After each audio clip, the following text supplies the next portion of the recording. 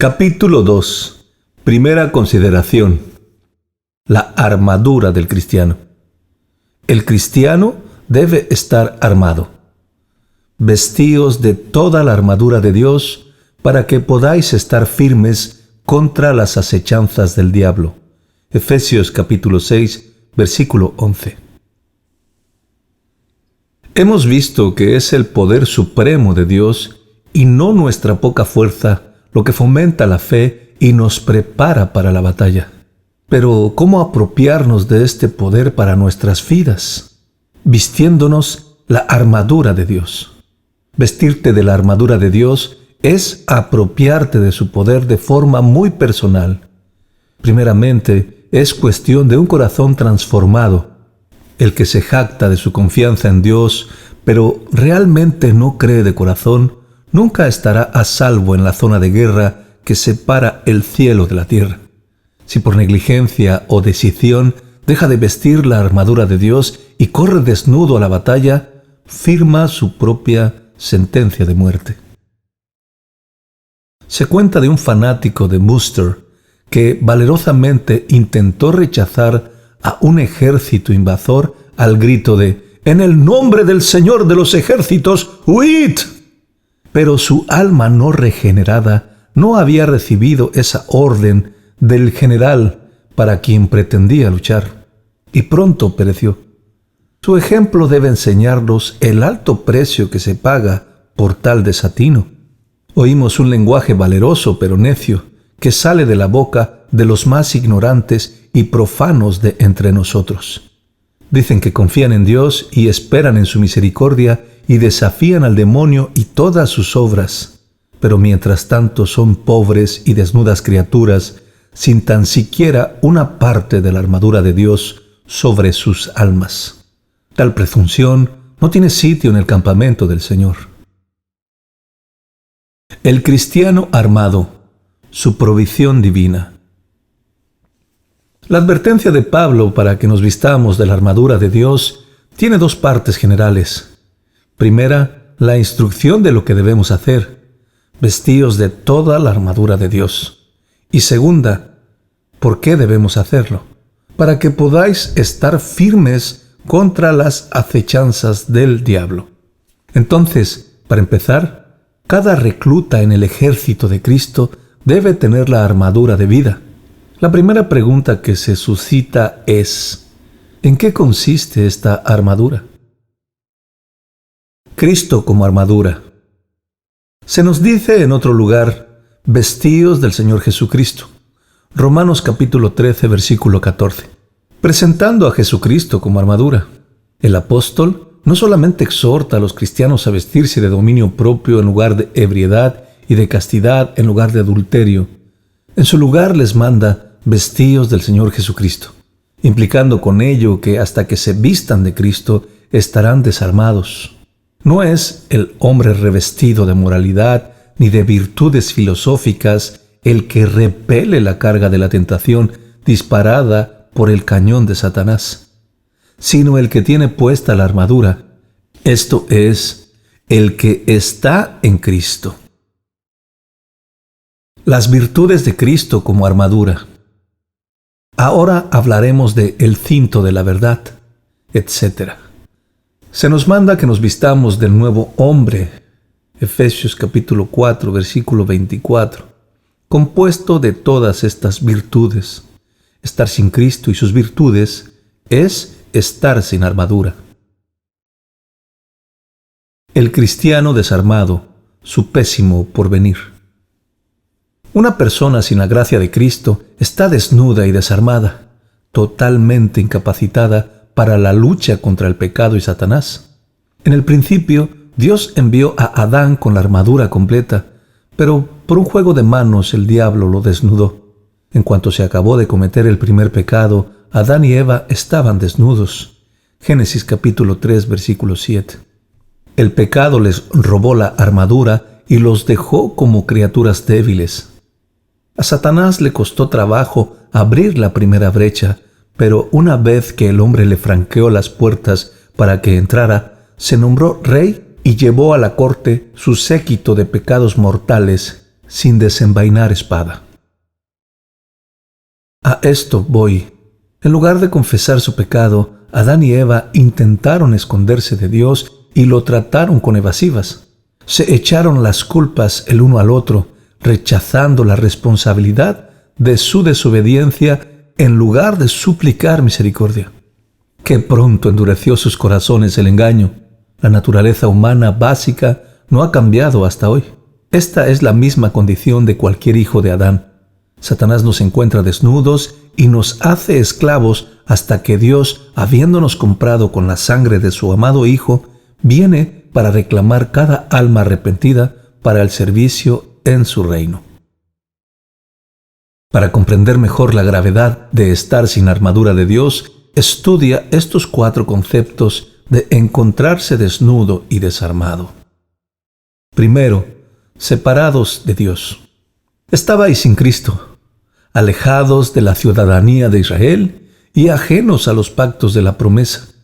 Efesios capítulo 2, versículo 12. Si no eres hijo del reino, no tienes más parte en las promesas del pacto que un ciudadano de Roma tiene en la Carta Magna de Londres. Estás solo en el mundo, sin Dios. Si te metes en problemas, habrás de presentar tu propia defensa. Pero si eres ciudadano del cielo, Dios tiene poder para darte una inmunidad especial en cualquier situación. Y aunque el rencor del diablo se dirige contra ti, él no se atreve a pisar el terreno de Dios para tocarte sin su permiso. Qué condición tan desesperada la del alma dejada a su propia defensa contra las legiones de demonios y concupiscencias. Será destrozada como una liebre entre los sabuesos. Y no estará Dios ahí para frenarlos, sino Satanás para azuzarlos. Si Dios abandona a un pueblo, por militante que éste sea, pronto pierde el valor y no puede luchar. Un grupo de niños podría levantarse y echarlos de su propio patio. Cuando el pánico cundió entre los israelitas al saber de gigantes invencibles y de ciudades amuralladas, Caleb y Josué los apaciguaron diciendo: nosotros los comeremos como pan, su amparo se ha apartado de ellos. Números capítulo 14, versículo 9. ¿Cuánto más aquella alma que no tiene la defensa del Altísimo será pan para Satanás? Número 2. La ignorancia. Solo un alma ignorante es lo bastante necia como para salir desarmada del castillo durante un asedio. Obviamente no ha estudiado al enemigo o sabría el peligro que hay fuera de sus puertas. Para empeorar las cosas, si lucha sin revestirse de Cristo, luchará a oscuras. El apóstol escribe: en otro tiempo erais tinieblas, mas ahora sois luz en el Señor. Efesios capítulo 5, versículo 8. Como hijo de luz, un creyente puede andar de vez en cuando a ciegas en cuanto a cierta verdad o promesa, pero siempre tiene la vista espiritual que le falta al inconverso. El hombre no regenerado es en todo momento demasiado ignorante para resistirse a Satanás, mientras que el conocimiento de la verdad del cristiano lo persigue y rescata su alma, aun cuando haya sido secuestrada por la tentación. No te llames a engaño. Las tinieblas espirituales nunca serán expulsadas si no es por la unión con Cristo.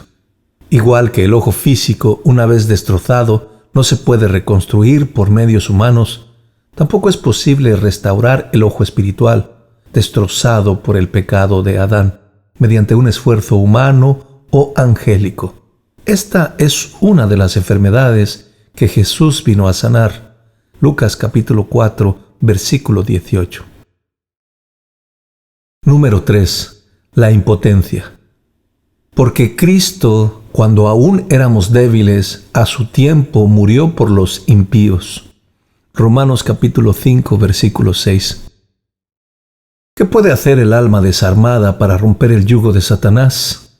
No más que un pueblo desarmado para liberarse del dominio de un ejército vencedor. Satanás tiene tal poder sobre el alma que se le llama el hombre fuerte con el alma como palacio. Lucas capítulo 11, versículo 21. Si el cielo no le molesta, no temerá un motín desde dentro. Lo mantiene todo bajo su control. Lo que hace el Espíritu de Dios en el cristiano, lo hace Satanás de forma diabólica en el pecador. El Espíritu llena el alma de amor, gozo, deseos cristianos. El diablo llena el alma del pecador de orgullo, lujuria, mentira. Igual que el borracho lleno de vino, el pecador lleno de Satanás no actúa independientemente, sino que es un esclavo impotente. Número 4. La amistad con el pecado y Satanás. Un alma que se niega a revestirse de Cristo se declara rebelde y se convierte en enemiga de Dios. Creo que podemos decir con seguridad que un enemigo de Dios es amigo de Satanás. ¿Y cómo hacer que alguien pelee contra su amigo? ¿Está Satanás dividido? ¿Luchará el demonio interior contra el diablo exterior? A veces parece que el corazón carnal lucha contra Satanás, pero es una farsa. Como dos espadachines en un teatro, parecen pelear en serio, pero cuando se percibe el cuidado que tienen y a dónde dirigen los golpes, pronto resulta obvio que no quieren matarse. Toda duda desaparece al verlos después de la función, disfrutando juntos de la recompensa del espectáculo. Igualmente, al ver un corazón impenitente que hace grandes gestos contra el pecado, síguelo al salir del escenario de las buenas obras donde ha ganado su reputación de santo haciendo el hipócrita, y allí sin duda lo verás junto a Satanás en un rincón tan amigos. El enemigo y su plan diabólico. ¿Has visto algunos de los efectos secundarios de estar sin la armadura de Dios? La ignorancia, la impotencia, la separación de Dios y la amistad con el pecado y Satanás. Si vestirnos de Cristo es la cura más eficaz para estas aflicciones mortales, ¿por qué vemos a tantos rechazar la dulce medicina de su gracia? La inclinación natural del alma humana. Cuando miras alrededor y observas el vasto imperio del diablo y el pequeño territorio que pertenece a los súbditos de Cristo, así como los montones de almas preciosas que están postradas bajo los pies de Satanás y el escaso regimiento de cristianos que marchan bajo el estandarte de la gracia de Cristo, tal vez te preguntes, ¿es el infierno más fuerte que el cielo? ¿Son las armas de Satanás más victoriosas que la cruz de Cristo? Pero al considerar lo que voy a decir, te asombrarás de que Cristo tenga algún seguidor y no tan pocos. Toda persona nace en pecado. Salmos capítulo 51, versículo 5. Cuando el príncipe de este mundo se acerca a un alma joven con esta o aquella propuesta malvada, la encuentra desarmada y en su estado natural. Ya conocedora de su política, ceder al control de Satanás entonces no causará gran revuelo en el corazón del que es pecador por naturaleza. Pero cuando Cristo hace campaña por un alma, propone cambios devastadores y el alma egoísta, a quien le gustan las cosas tal como están, le responde con el mismo desdén que los ciudadanos rebeldes de la parábola. No queremos que éste reine sobre nosotros. Lucas capítulo 19, versículo 14. Es unánime. Todas las concupiscencias votan contra Cristo y se levantan como los filisteos contra Sansón, al que llamaron destructor de su país. Jueces capítulo 16, versículos 23 y 24. Si la gracia de Dios no interviniera y sobrepasara el veto, todo el mundo estaría en las garras de Satanás. Las conquistas de Satanás se limitan a las almas ignorantes y desgraciadas que no tienen fuerzas ni sentido para oponerse. Nacen presos del pecado. Todo lo que el diablo tiene que hacer es mantenerlos cautivos. Pero cuando asalta a un cristiano cuya libertad se ganó en la cruz de una vez por todas, entonces está poniendo sitio a una ciudad con puertas y murallas. Tarde o temprano deberá retroceder avergonzado, sin poder arrebatar ni al cristiano más débil de la mano del Salvador. Duda de tu propia fuerza, pero nunca de la de Cristo. En tus peores luchas con Satanás, confía en Él, para sacarte del dominio diabólico con mano firme, a pesar de la fuerza y de la furia del infierno. La malicia sobrenatural de Satanás. No dudes por un momento que Satanás lanzará toda su furia contra los que aman la palabra de Dios. Hace mucho que conoce la buena noticia de Cristo. Desde el amanecer del tiempo, ha visto el poder de la misma demostrado una y otra vez, y sabe que contiene un arsenal de armas y ayudas para el alma abatida. El primer asalto del Evangelio contra el reino de las tinieblas hizo temblar los cimientos de éste y huir a las legiones infernales, y aún siguen huyendo. Cuando los 70 misioneros comisionados por Cristo volvieron diciendo que hasta los demonios se sometían al poder del Evangelio, Cristo respondió: yo veía a Satanás caer del cielo como un rayo. Lucas capítulo 10, versículos 17 y 18. En esencia, les estaba diciendo: lo que me contáis no es ninguna noticia para mí. Yo vi cómo echaron a Satanás del cielo. Conozco bien el poder del Evangelio. ¿Resulta entonces asombroso que Satanás luche para derrotar al Evangelio que le derrotó a él? Gracias a la luz del Evangelio, muchos que antes eran sus amigos hallan el camino de la verdad y la vida. Por esa misma luz, los cristianos se acercan con confianza bendita a su hogar eterno. Nada le atormenta más al diablo que ver a sus antiguos compañeros dejando sus viejos placeres pecaminosos para dedicar tiempo al estudio de la palabra. Sabe que un cristiano sin conocimiento del Evangelio es tan vulnerable como un ejército sin municiones. Por tanto, intenta alejarle de la palabra mediante la persecución o le persuade a alejarla de sí por política. Porque es la palabra lo que nos enseña a revestirnos de Cristo y de sus virtudes para armarnos debidamente. No te halagues pensando que puedes pasarte sin este libro precioso. Todos conocemos a aquellos que se contentan con profesar a Cristo y tener un poco de dones y obras, pero no quieren saber si hay más en la vida cristiana. Son aquellos cuyas virtudes se hielan cuando los vientos invernales azotan su alma. Pero el cristiano cuya fe se ha aislado del error con la verdad del Evangelio podrá aguantar todo el viento helado del demonio. La armadura y su creador. A estas alturas ya estás avisado de sobra de las consecuencias de andar desarmado. Miremos más de cerca la armadura apropiada. No vale cualquiera.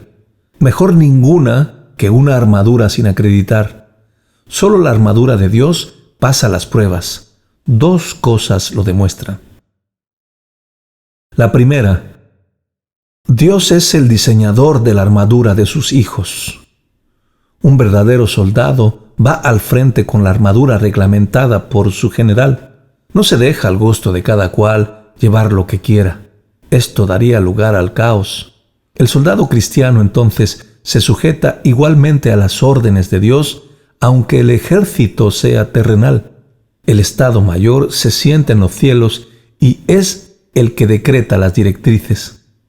Aquí tienes tus órdenes, estas son tus armas, y aquellos que hacen más de lo debido o utilizan otra cosa que lo ordenado por Dios, aunque parezcan tener cierto éxito contra el pecado, seguramente se les pedirán cuentas por su osadía. La disciplina de la guerra humana es muy estricta en este caso. Algunos se han enfrentado a tribunal militar y a la muerte, aunque hayan derrotado al enemigo, por haberse olvidado de su rango o haber actuado contra las órdenes. La disciplina divina también es muy precisa en este particular. Dirá a todos aquellos que se inventan formas propias de adorarle o que fabrican sus propias penitencias: ¿quién te pidió que lo hicieras? Esto es realmente ser sabio en exceso. Eclesiastés capítulo 7, versículo 16.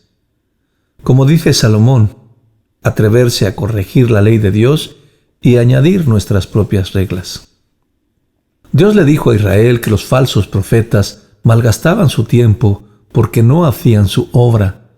Jeremías capítulo 23, versículo 32.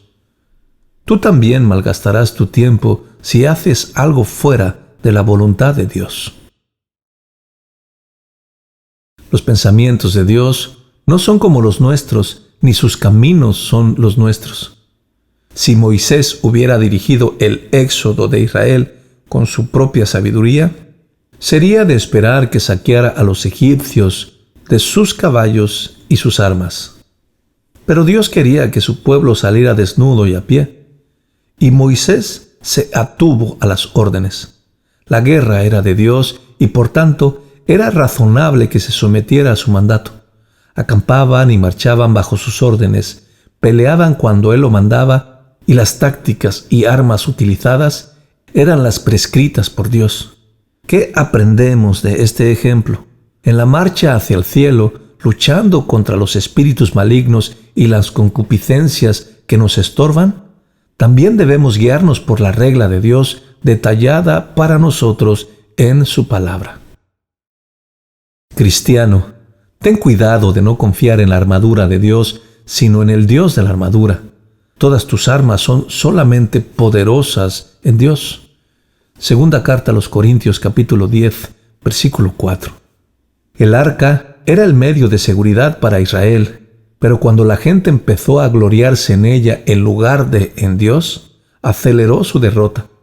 Igualmente los deberes y las ordenanzas, los dones y las virtudes son refugios de defensa para el alma, pero deben mantenerse en su lugar.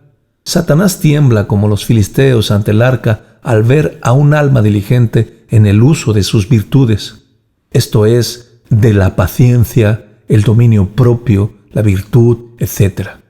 Pero cuando la criatura confía más en ellas que en el Señor, está en terreno movedizo.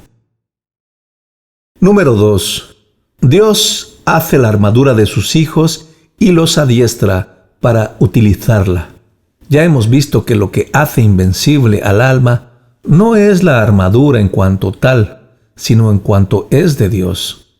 ¿Es la oración armadura o lo son la fe, esperanza y justicia? Solo si constituyen el diseño de Dios y han sido decretadas por Él. Lo que es nacido de Dios vence al mundo, ya sea una fe nacida de Dios, una esperanza nacida de Dios, etc. Pero la camada falsa y adúltera de deberes y virtudes egoístas con las cuales algunos creyentes se arman, habiendo brotado de simiente carnal, no pueden ser divinas. Escudriña la etiqueta para ver si tu armadura es hechura de Dios o no. Hay muchas imitaciones en el mercado. La política de Satanás, si no puede satisfacer al pecador con su estado desnudo y pecaminoso, consiste en darles algo débil que, en sí mismo, ni le hace bien a él ni daña al diablo. Tal vez sea la asistencia a los cultos, a las buenas obras o alguna penitencia autoimpuesta con la cual piense impresionar tanto a Dios como a los hombres. ¿Creen estos impostores en Dios? Bueno, esperan no ser incrédulos. Pero ¿cómo es su armadura? ¿De dónde salió? ¿O si resistirá en el día malo? No se paran a preguntarlo. Así mueren miles que creían estar armados contra Satanás, la muerte y el juicio, y todo el tiempo se hallaban desnudos y miserables.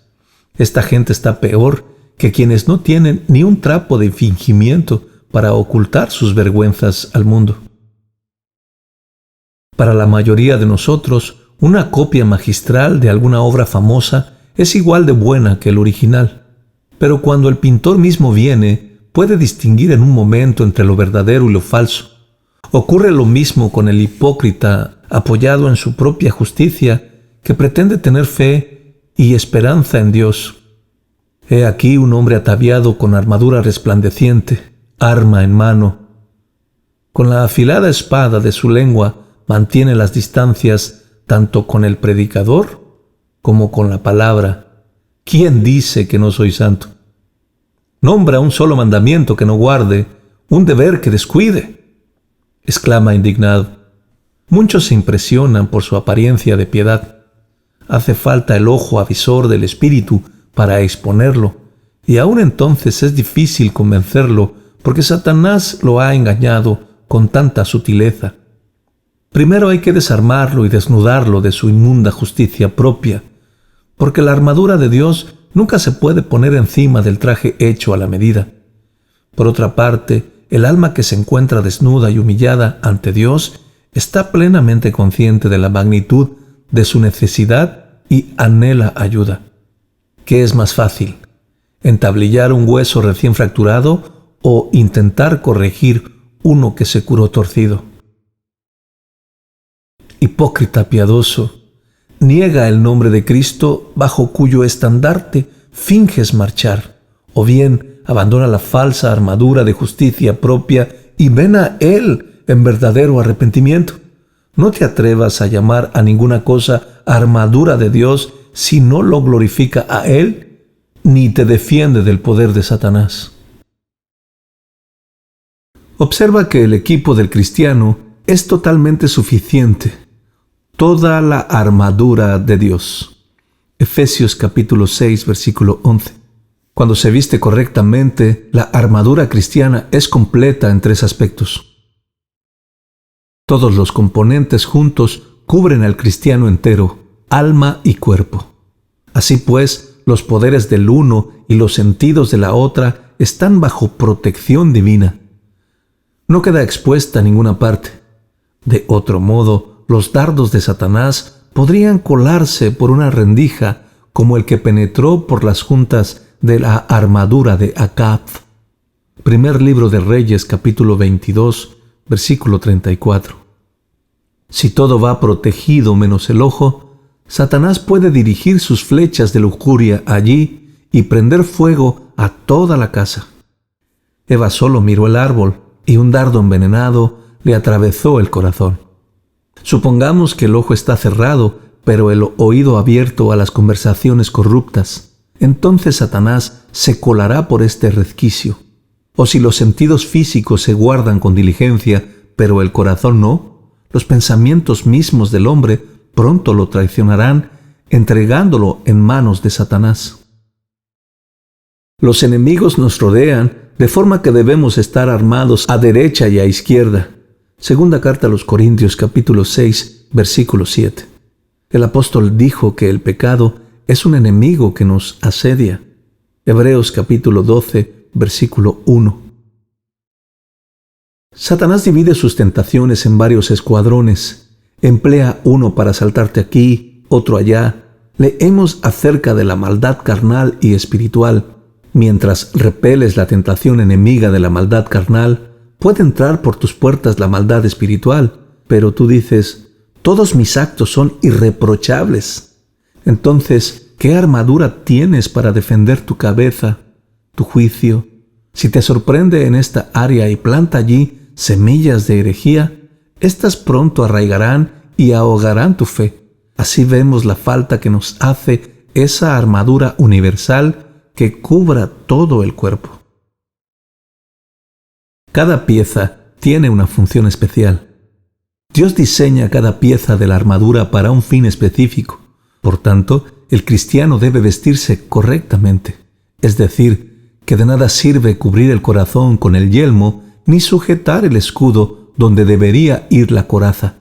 De hecho, hay una serie de virtudes, cada una con su función, para llevar vida y salud al alma. Igual que la red de venas y arterias que lleva la sangre por el cuerpo, si pinchas una vena, la sangre de todo el cuerpo puede escapar por la herida. Si abandonas un deber, la fuerza de todas las virtudes se pueden perder.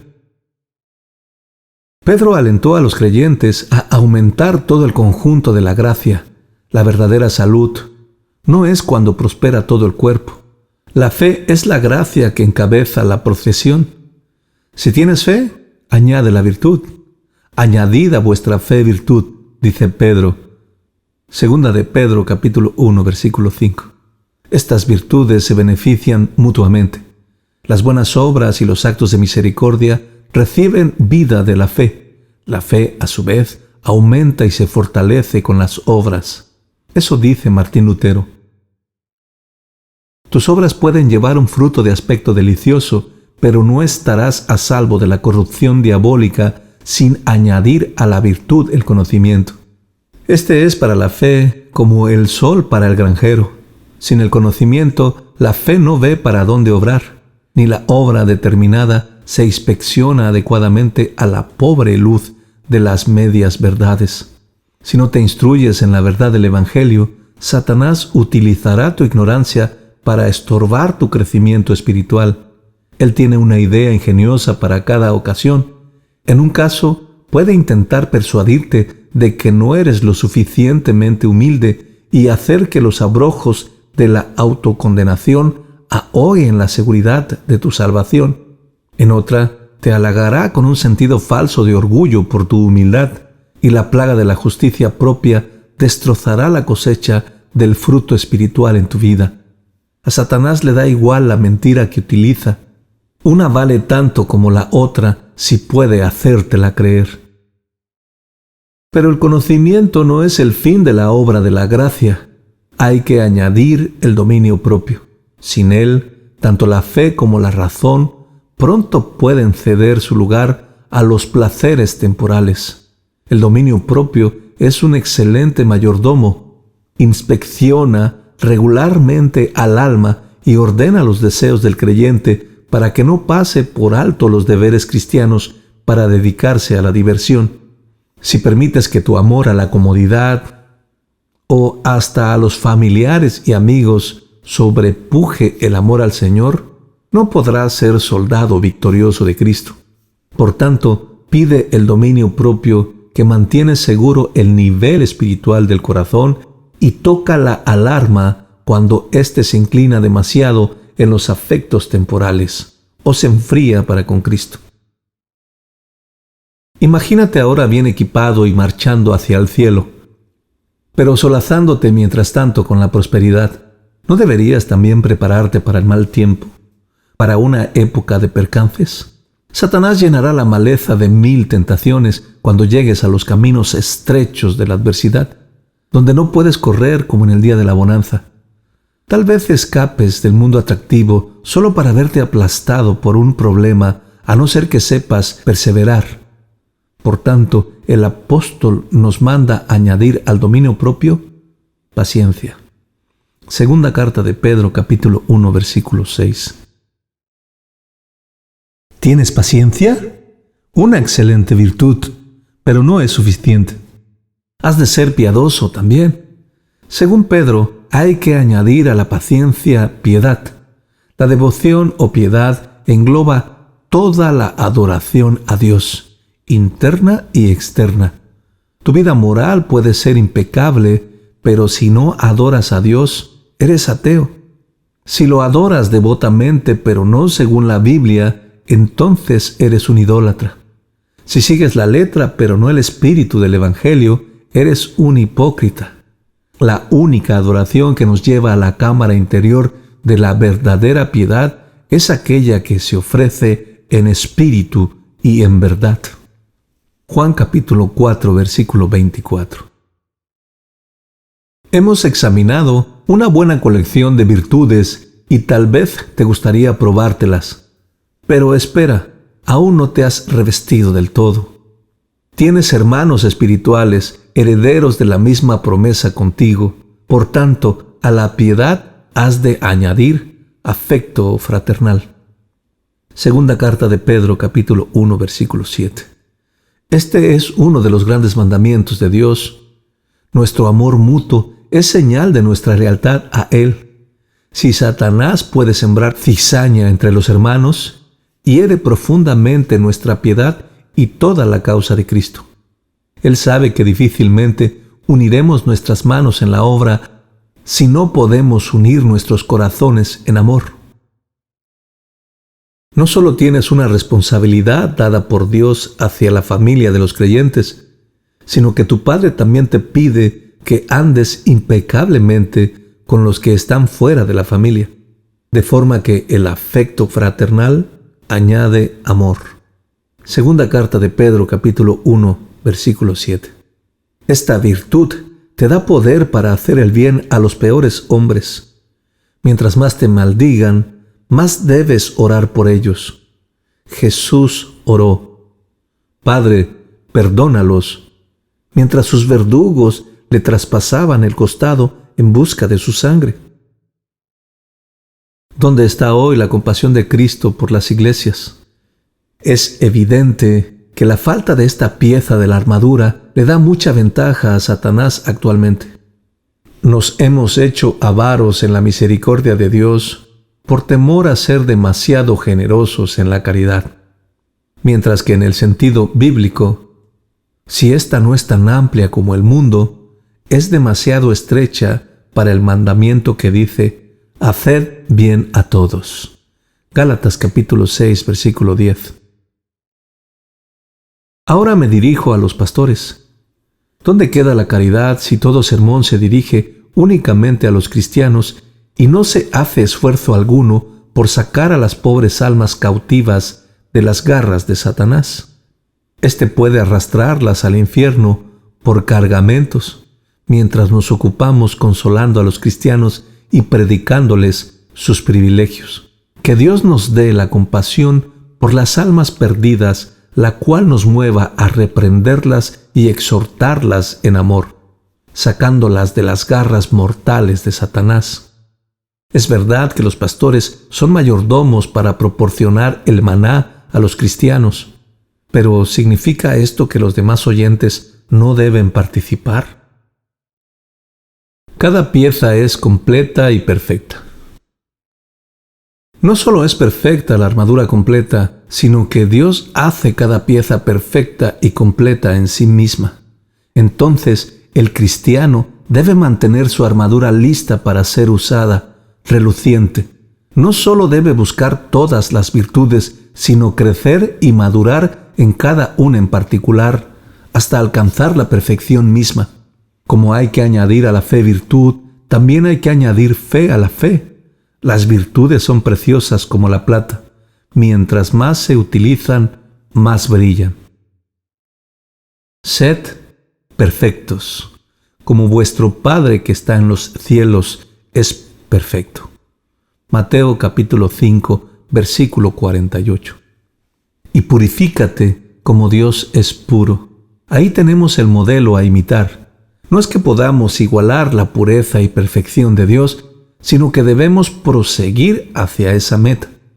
Por ejemplo, si tu paciencia gime bajo una carga pequeña, puedes estar seguro de que una mayor te tiraría de espaldas.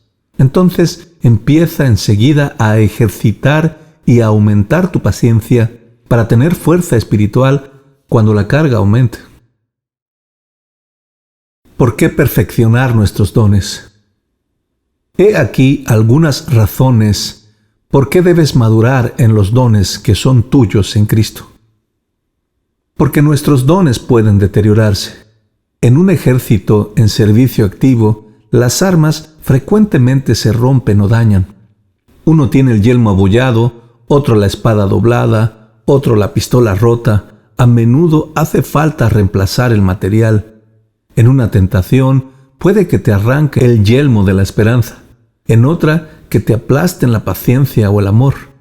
Te hará falta una armería cercana para reponer las perdidas cuanto antes, porque es más probable que Satanás te ataque cuando menos preparado estés para afrontar la carga.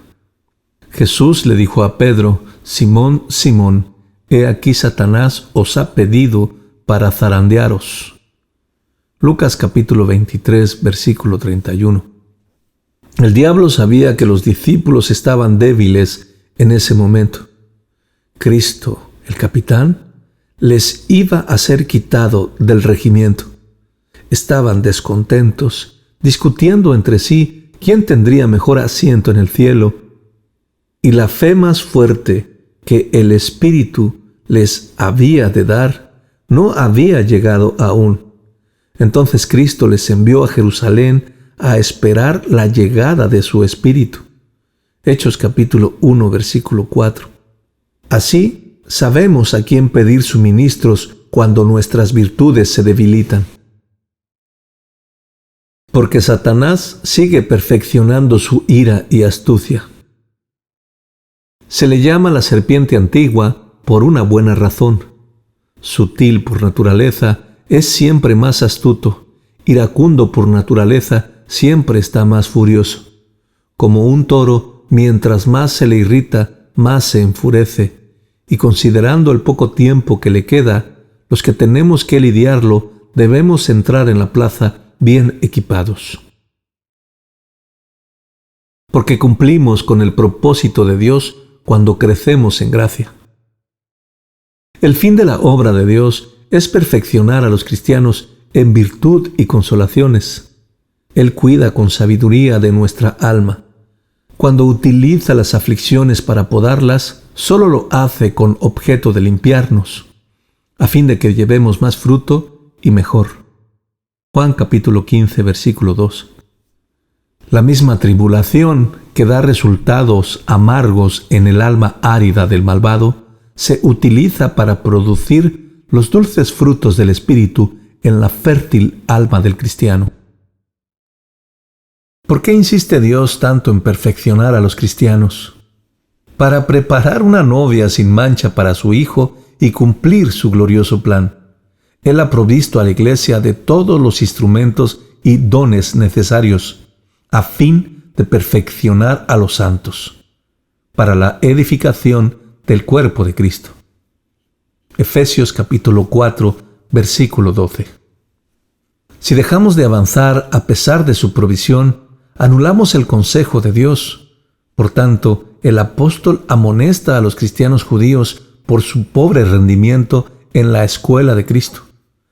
Debiendo ser ya maestros, después de tanto tiempo, tenéis necesidad de que se os vuelva a enseñar cuáles son los primeros rudimentos de la palabra de Dios.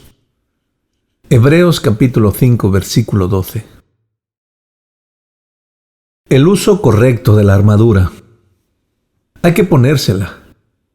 Dios ha diseñado y fabricado la armadura de sus hijos, por tanto, es perfecta en todos los aspectos. La obligación del creyente es vestirse de toda la armadura de Dios. En una palabra, ¿qué implica el mandamiento de vestirnos? Sabemos que es algo más que una vestimenta de palabras. De poco vale decir, tengo fe, o tengo esperanza, o tengo amor, si en ese momento no estás creyendo, esperando o amando. Una cosa es tener la armadura en casa y otra ceñírtela, poseer el principio de la gracia o la gracia en acción. Hay que ponérsela siempre. La armadura cristiana es para llevarla puesta. No te la quites hasta acabar la carrera. Tu armadura y tu manto carnal se quitan juntos. Entonces, ya no hará falta ni escudo, ni yelmo, ni vigilantes nocturnos. Estos deberes militares y virtudes de batalla, como pueden ser la fe, la esperanza y demás, se descargarán honrosamente. En el cielo aparecerás no con la armadura, sino con un manto de gloria. Sin embargo, en el presente debes vestir el traje de reglamento día y noche. Has de andar, trabajar y dormir con él puesto, o no serás un verdadero soldado de Cristo. Pablo se marcó una meta.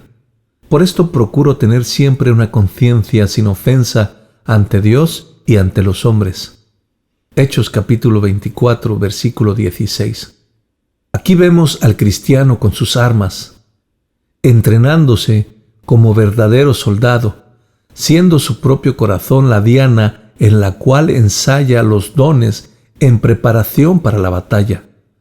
Tenemos abundantes razones para portarnos de igual manera. De entrada, Cristo lo manda. Nos ordena vestir la armadura de la gracia en acción. Estén ceñidos vuestros lomos y vuestras lámparas encendidas. Lucas capítulo 12, versículo 35. Habla como un general a su tropa. Engrasa la armadura, enciende la antorcha y prepárate para marchar. Disponte a luchar a la primera alarma de tentación. Otra ocasión, habla como un amo a sus siervos. Si el dueño de la casa tiene que viajar y no se sabe cuándo volverá, ¿cierra a un siervo fiel la puerta, apaga el fuego y se acuesta? No, Se queda vigilando toda la noche, listo para abrir la puerta a su Señor cuando llegue. Esto significa que no es digno de nuestro Señor que lo dejemos llamando a la puerta del corazón, estando nuestras virtudes dormidas. Cada deber del cristiano exige este esfuerzo constante. Debe orar. ¿Pero cómo? Sin cesar. Regocijarse. ¿Pero cuándo? Siempre. Dar gracias. ¿De qué? En todo. Primera carta a los Tesalonicenses, capítulo 5, versículos 16 al 18. Debemos sostener el escudo de la fe y el yelmo de la esperanza hasta el fin. Efesios capítulo 6, versículos 16 y 17. Donde se emplaza al soldado, allí se queda y no debe ni moverse ni dormir hasta que lo releven. Cuando llegue Cristo, solo aquella alma que encuentre velando tendrá su bendición. ¿Por qué insiste tanto Cristo en que sus soldados estén alertas? Porque lo exigen las acciones de Satanás. La ventaja del enemigo es grande cuando sorprende a los dones dormidos. Cuando el diablo encontró a Cristo tan dispuesto a repeler su tentación, pronto se cansó, se apartó de él por un tiempo. Lucas capítulo 4, versículo 13. Pero en su retirada vergonzosa, parece haberse consolado con la esperanza de sorprenderle en otra ocasión, más ventajosa para sus fines. Y vemos cómo acude de nuevo en el momento más propicio para haberse salido con la suya, pero solo si su adversario hubiese sido un hombre y no Dios. Mateo capítulo 27, versículo 42. Y si este tentador descarado vigiló tan de cerca a Cristo, ¿no te parece que también te acechará a ti, esperando tarde o temprano sorprenderte con las virtudes dormidas? Lo que ahora deja de conseguir por tu vigilancia, puede ganarlo luego por tu negligencia. De hecho, Él anhela que te agotes con el deber constante. ¿Qué placer más maligno se granjearía dándoles la vuelta a tus esfuerzos sinceros por Cristo? Cuando ve a un creyente sincero, Satanás dice, seguro que no durará. Si lo encuentra más sensible al espíritu y escrupuloso en su conducta, expresa, es cosa de poco, no podrá mantenerlo. Pronto soltará el arco y dejará la armadura y podré darle fuerte. Pero esto nunca pasará si continuamente le pedimos fuerzas a Dios.